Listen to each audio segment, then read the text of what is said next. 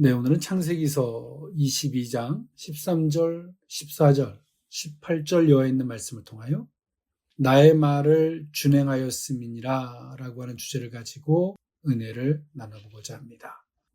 네, 인간이 타락하고 난 이후에 더 이상 이성적 판단으로는 하나님을 올바로 볼 수 없는, 사리적인 분별과 판단을 할 수 없는 그런 상태가 되었습니다.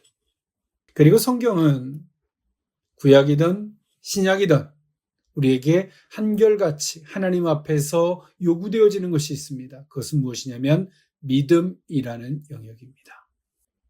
그래서 구약이든 신약이든 하나님 앞에서 성도들에게 요구되어지는 것은 믿음이고, 그 믿음으로만이 하나님 앞에 설 수 있고 연합할 수 있음을 성경은 말해주고 있습니다.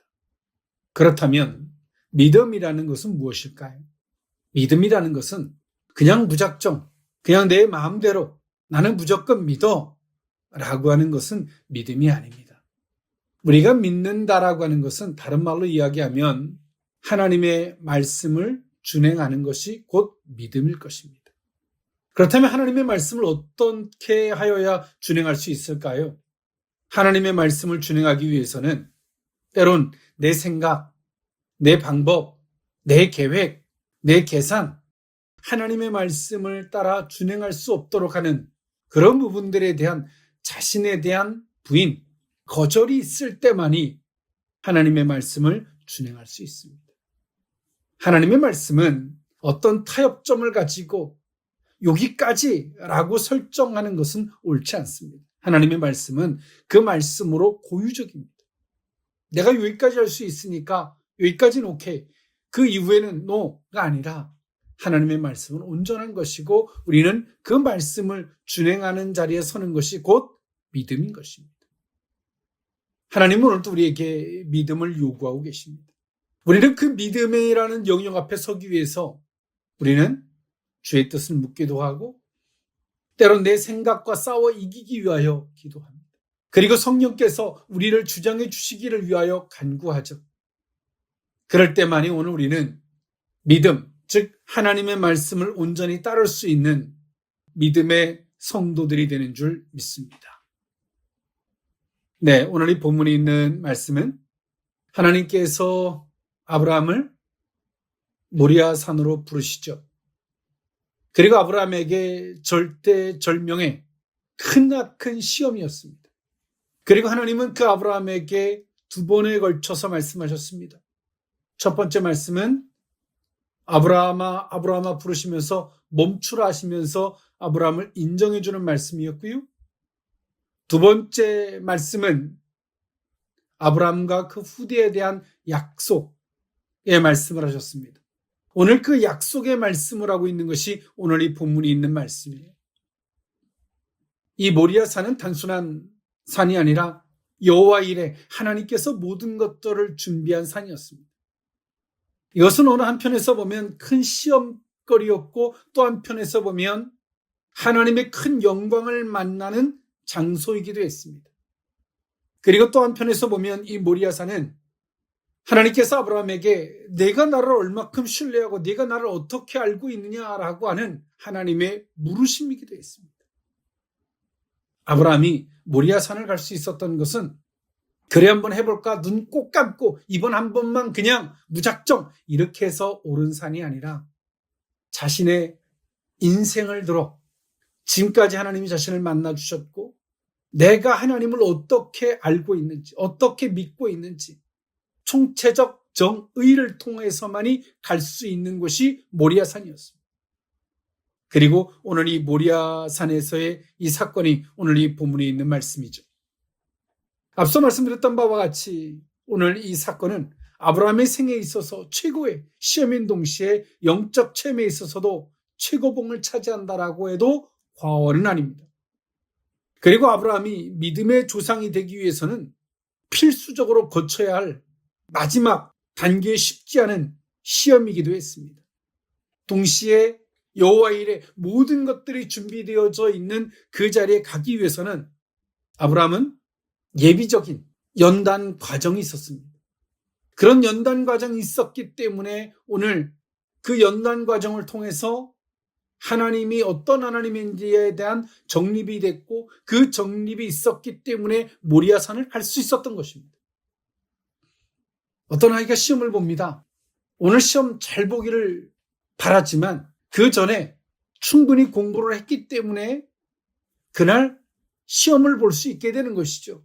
전혀 공부를 하지 않은 상태에서 시험 잘 보기를 바라는 건 요행입니다. 믿음은 요행의 영역이 아닙니다. 믿음은 하나님과 교제하고 어떻게 하나님을 학습했느냐의 결과입니다. 아브라함은 생애에 있어서 어떤 연단 과정이 있었기 때문에 그 모리아산을 오를 수 있었을까요? 그 첫 번째로는 자기 민족과 본토를 떠나라고 하는 연단의 과정이 있었고요. 또 두 번째는 자신의 계획, 자신의 틀을 내려놓는 연단이 있었는데, 즉 가문의 계승자가 되었을지도 모르는 롯과의 이별, 또한 자신의 종으로 후계자를 삼으려고 하는 계획, 그 뜻을 내려놓는 이 연단 과정이 있었습니다. 그리고 하나가 더 있다면 자신의 의지대로 계획한 이스마엘과 이별하는 고통이었습니다.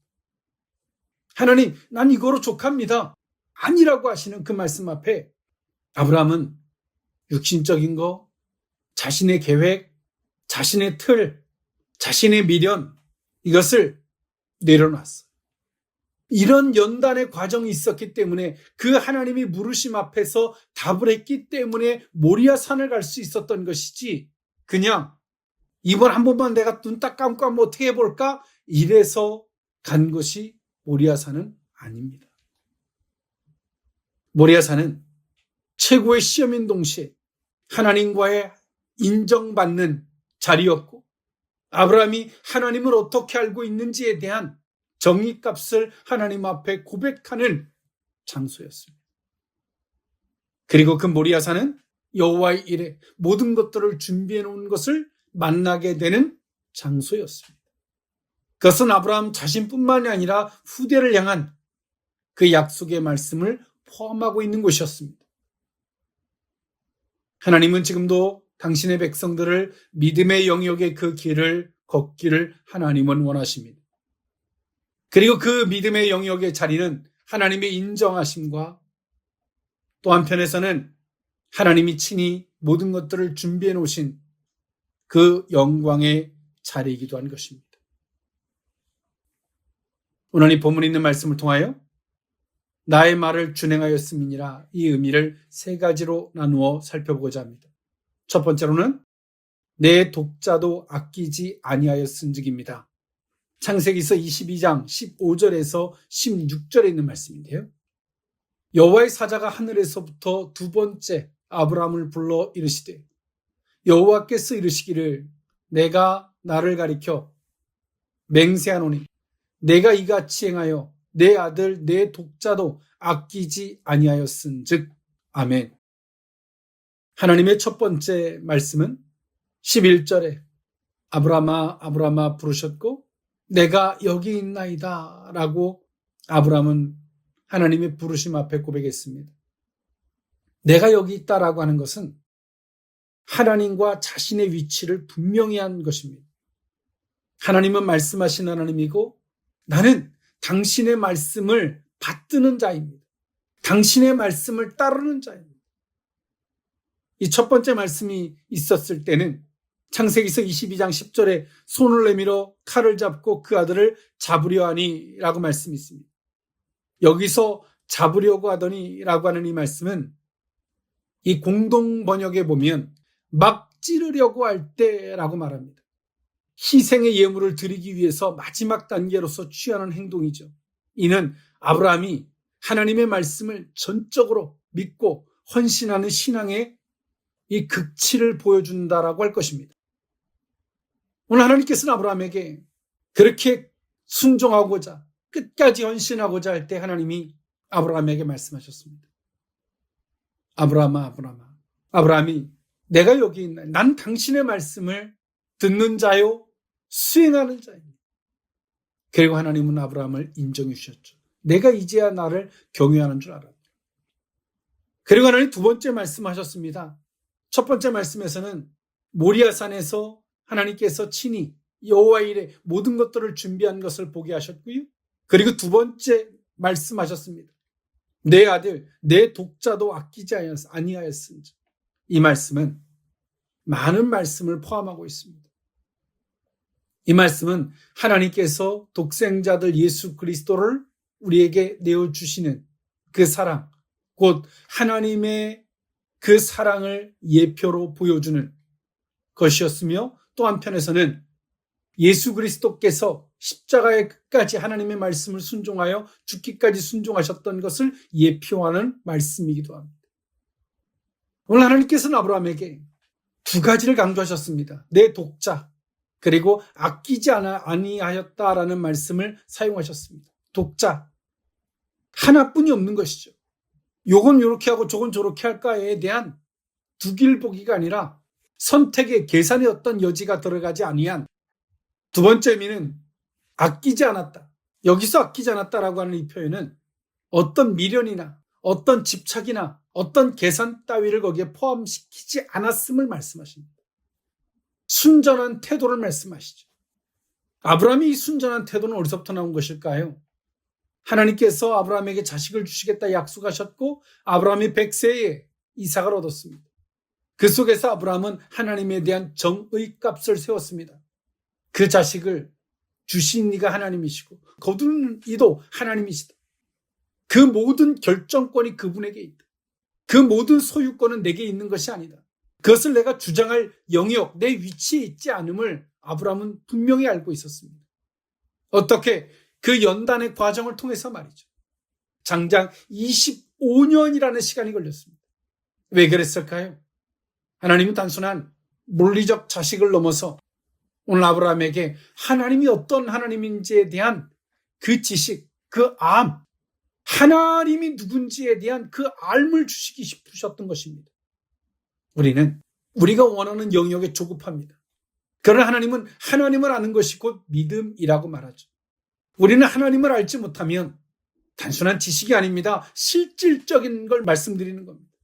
하나님에 대한 이 실질적인 알미 없으면 우리는 항상 흔들리고 항상 시험 들 수밖에 없고 항상 하나님이 나를 괴롭게 한다고 생각할 수밖에 없습니다. 하나님에 대한 올바른 암, 하나님에 대한 이 지식이 있으면 우리는 그분이 말씀하실 때 아멘할 수 있습니다. 모리아산은 이처럼 한편에서는 절대절명의 시험이었고 또 한편에서는 여호와께서 모든 것들을 준비해 놓으신 예비하신 산이었습니다. 그러나 결단코 하나님에 대한 알, 하나님에 대한 올바른 정의값이 없고서는 결단코 갈 수 없는 산이었습니다. 하나님 아버지가 어떤 하나님인지에 대한 고백을 아브라함을 통해서 나타내셨고 예수 그리스도의 십자가에 못 박혀 죽으심의 헌신을 아브라함을 통해서 드러내셨으며 또 한편에선 오늘 아브라함을 통해서 이삭을 주는 이 사건 25년간의 기나긴 그 시간을 통해서 하나님이 정작 주고 싶었던 것이 무엇인지를 보여주는 것이죠. 그것은 단순한 물리적인 자식이기를 넘어서 하나님에 대한 알미였다는 것을 우리는 엿볼 수 있습니다.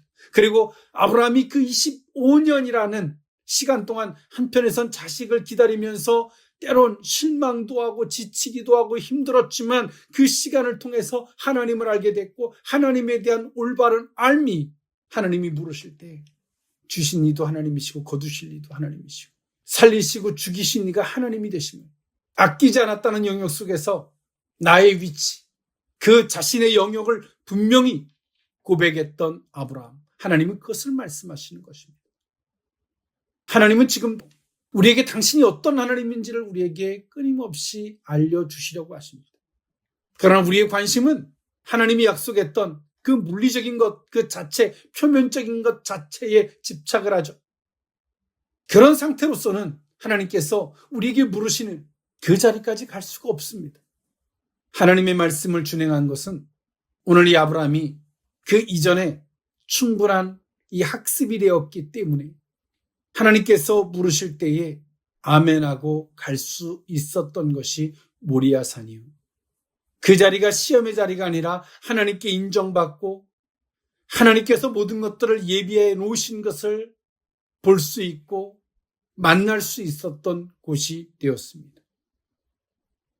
하나님에 대한 올바른 암, 하나님이 어떤 하나님인지에 대한 올바른 학습이 우리의 앞을 향해 나아가는 걸음 위에 영광을 만나는 통로가 된다는 사실을 기억하는 저와 여러분일 수 있기를 원합니다. 나의 말을 준행하였음이니라. 두 번째 미는 대적의 성문을 차지하리라 입니다. 창세기서 22장 17절에 있는 말씀인데요.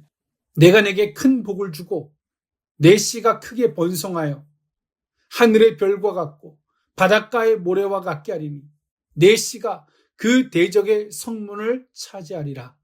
아멘. 아브라함이 갈대우르를 떠날 때 하나님이 약속하셨던 것입니다. 하늘의 뭇별과 같이 바다의 모래알 같이 내 자손들을 많게 하시겠다라는 말씀이었습니다. 오늘 이 모리아산에서 하나님은 지금 무슨 말씀을 하시는 걸까요? 이제 아브라함을 넘어서 그 후대까지 이어질 하나님의 이 놀라운 은혜와 축복을 말씀하고 계십니다. 이때 당시에 이 팔레스틴 이쪽 지역은 이 족장 시대였기 때문에 항상 위협에 노출되어질 수밖에 없었고 모든 것들이 안정적이지 않았습니다. 이 한 족장이 있는 이곳이 곧 나라였어요.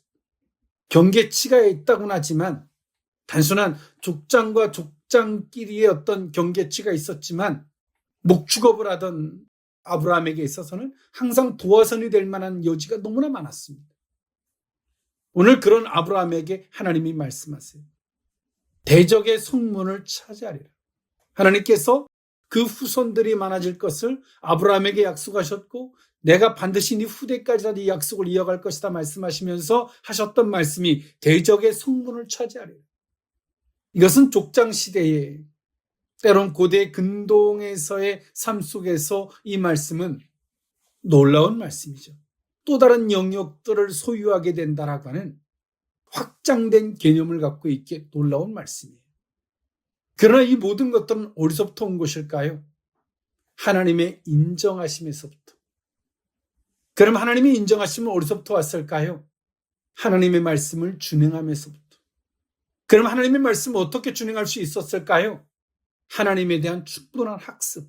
하나님께서 아브라함에게 물으실 때 그 학습되어진 하나님에 대한 지식이 오늘 아브라함에게 하나님의 말씀을 준행할 수 있는 자리까지 하나님의 말씀을 준행한 오늘 이 아브라함에게 하나님의 인정하심, 하나님이 인정하심이 있는 오늘 이 아브라함에게 대적의 성문을 차지하게 해주시겠다.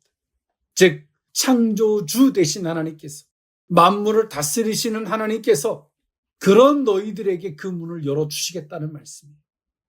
인간은 타락했고 인간은 하나님 앞에 범죄하여 하나님의 진노를 샀습니다. 하나님을 아는 자, 하나님의 말씀을 따르는 자, 하나님 앞에 합한 자들의 영역을 넓혀서 불의한 자를 몰아내고 또 불의한 자들이 회개하고 돌아오기를 하나님이 그 믿음의 영역의 사람들을 통해서 역할을 하게 하시는 것입니다. 오늘 아브라함 속에는 무엇이 있습니까?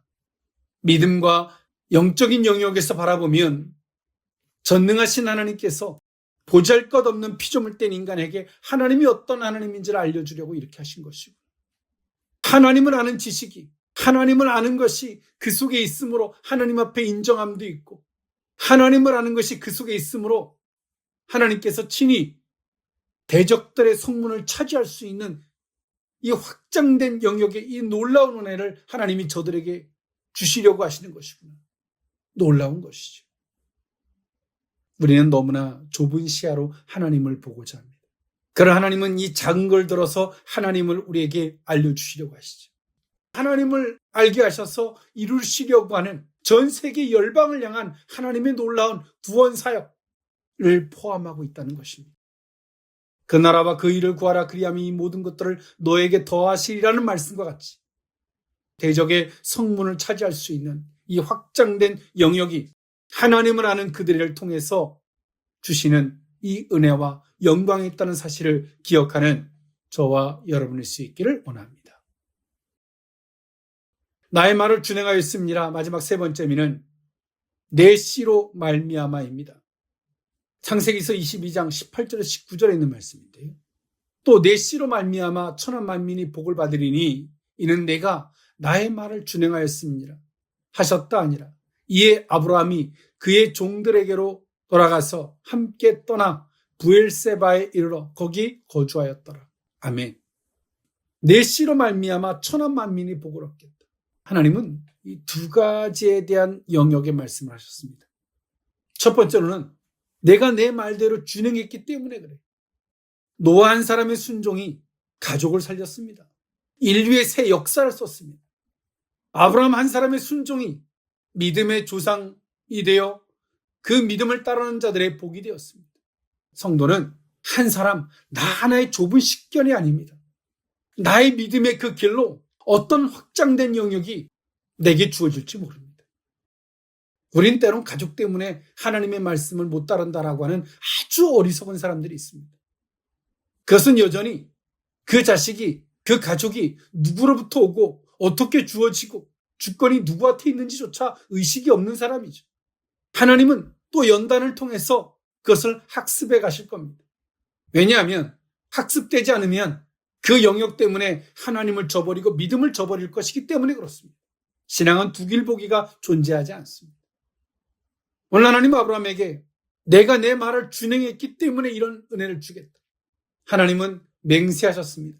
여기서의 맹세는 상대적 맹세가 아니라 당신 스스로를 가리켜서 맹세하신 겁니다.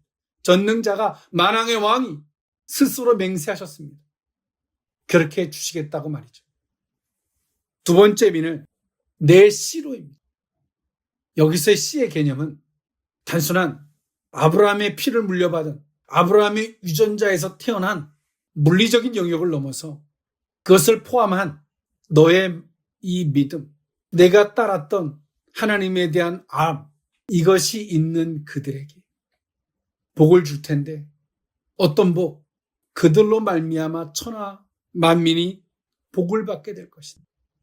하나님을 아는, 하나님의 말씀을 믿고 따르는 그들로 인하여 하나님은 지금도 이 세상에게 기회를 주고 있습니다. 긍휼을 베풀고 계시는 거예요. 그들 자체가 아니라 그들로 인하여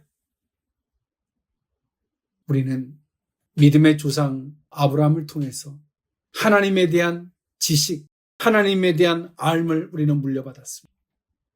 우리는 그 믿음의 유전자를 따라 살아가는 거예요. 그리고 우리는 의식을 가져야 합니다. 단순한 나 하나의 쪼개진 영역이 아니라 그 씨로 말미암아 천하 만민이 복을 받는 것처럼 그 믿음의 영역의 그 사람들로 인하여 하나님이 이 세상에게 기회를 주고 있고 긍휼을 베풀고 있다는 사실을 기억하는 저와 여러분일 수 있기를 원합니다. 말씀을 정리할까 합니다.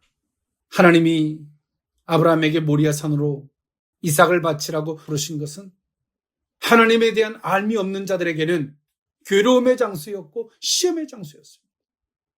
그러나 하나님에 대한 암, 하나님에 대한 지식, 하나님에 대한 올바른 정의값이 있는 사람에게는 그 자리는 하나님을 고백하는 자리요, 하나님 앞에 인정받는 자리요, 하나님이 모든 것들을 준비해 놓으신 것을 만나는 장소가 되었는 줄 믿습니다.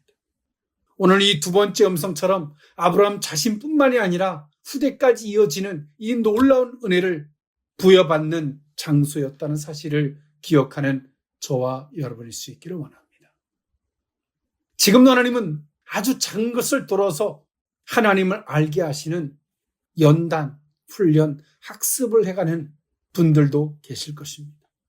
여전히 물리적인 시각에서 조급할 것이 아니라 귀를 열어, 눈을 열고 마음을 열어 하나님에 대한 올바른 학습이 되어지는, 그러므로 더 이상 모리아산이 시험거리가 아니라 모리아산이 아멘하고 순종하고 하나님 앞에 학습되어진 하나님을 고백하는 영광의 장소가 될 수 있기를 원합니다.